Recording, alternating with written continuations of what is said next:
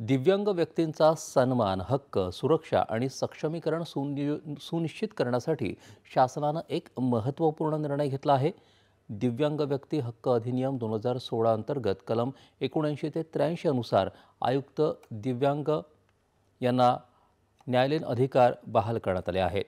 राज्य आयुक्तांच्या चौकशी, तपासणी आणि कार्यवाही प्रक्रियेला अधिक सुसूत्र आणि परिणामकारक करण्यासाठी मानक कार्यपद्धती तयार करण्यात आली असल्याचं दिव्यांग कल्याण विभागाचे सचिव तुकाराम मुंढे यांनी सांगितलं.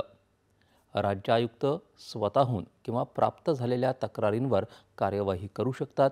दिव्यांग व्यक्तींच्या हक्कांचं उल्लंघन झालं तर चौकशी करून आवश्यक ती कार्यवाही किंवा निर्देश देण्याचा अधिकार त्यांना असणार आहे, असं मुंढे यांनी सांगितलं.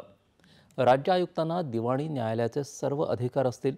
यामध्ये साक्षीदारांना समन्स पाठवणं, कागदपत्र सादर करणं, शपथपत्रावर पुरावे स्वीकारणं तसंच तपासणीसाठी आयोग नेमण्याचे अधिकार समाविष्ट आहेत.